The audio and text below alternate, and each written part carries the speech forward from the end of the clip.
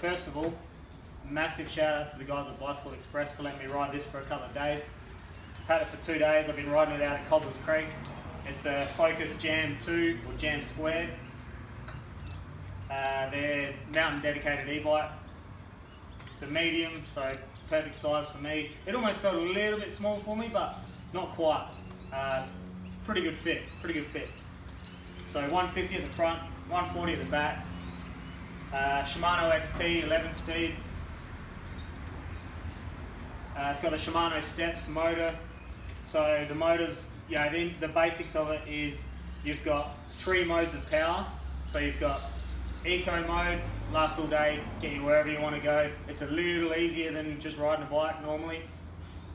Trail mode, a lot easier than riding a bike normally. Great for climbing, perfect for climbing. It doesn't get away from you, but there's plenty of power there to get you up. Anything.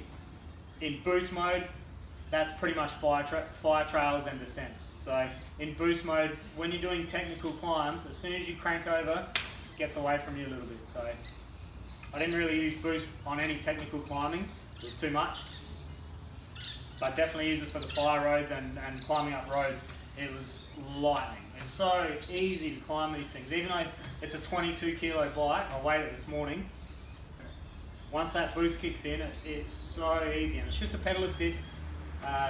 Very impressed. So it's got nice wide bars on it. The Dior brakes are good. 200mm rotor at the front, 180mm rotor at the back. Going down hills, I expected this thing to be cumbersome and hard to change direction and a little bit clunky and not refined. But after yesterday riding it, I was riding with, so we've got these 2.8 Recon tyres, Maxi's Recon tyres. Yesterday I was riding them with a fair bit of pressure in them. I was at 28 and 25. There's way too much air for this size of tyre. I dropped it down just incrementally. Ended up settling yesterday on 21 in the front, 24 in the back. It's pretty good. Still wasn't really trusting the grip. I didn't like the tyres, I didn't really like the grip. They just disappear on you. So you lay it down and you're just two-wheel drifting. Because it's such a big tyre, the two-wheel drift takes a long time for you to actually put it down. So there's plenty of time to get your foot out and have some fun with it. It was quite drifty, but a little bit unpredictable. So today I went out and I ran 20 in the front and 22, 23 in the back. And it was really, really, really on the sweet spot, I think. I wouldn't like to go any less. First of all, because they're running with tubes still, so I'm not sure why they haven't set it up tubeless, but it doesn't matter. I did, just damage control with the air pressure, kept them high enough to be safe and low enough to be grippy. Once I got down to that 20 PSI, the confidence went through the roof. So heaps more grip with these tyres. I think if you could go maybe 19 at the front, it'd still feel great. It wouldn't really squirm, but I think I'm close to the point of making them start to squirm. So still feel good at 20. Hook up extremely well.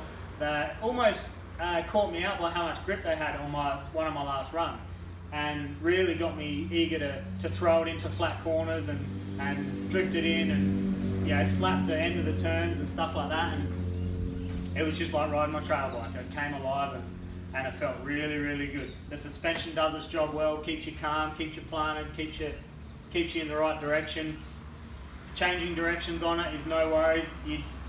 Through these tight, flat turns, it was excellent. I was really, really loving it towards the end of the day.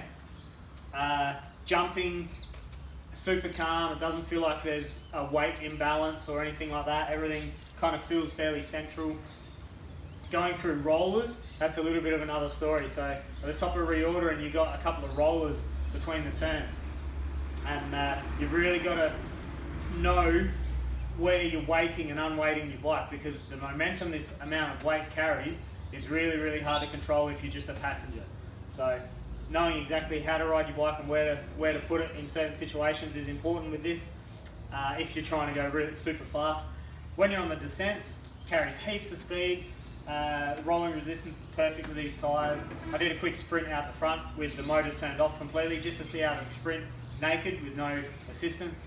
And it's about a second difference between this and my trail bike. But I had a little bit of a tailwind, so it might be a little bit more there. It might be a bit exaggerated.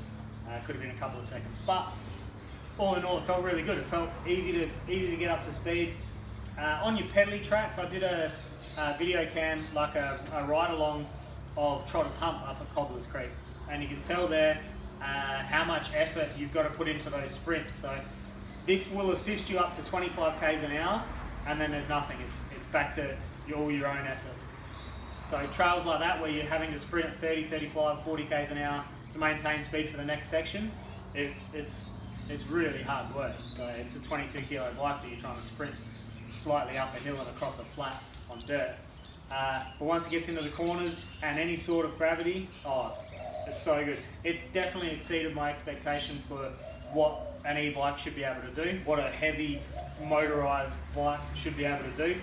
I think we're stepping into the future here. We're stepping into the era of having a bike that can get you or your uncle or your dad or your grandpa up the trails that they couldn't normally climb, and then they can smash back down with you, and they're not going to be compromised by the quality or the ability of the bike.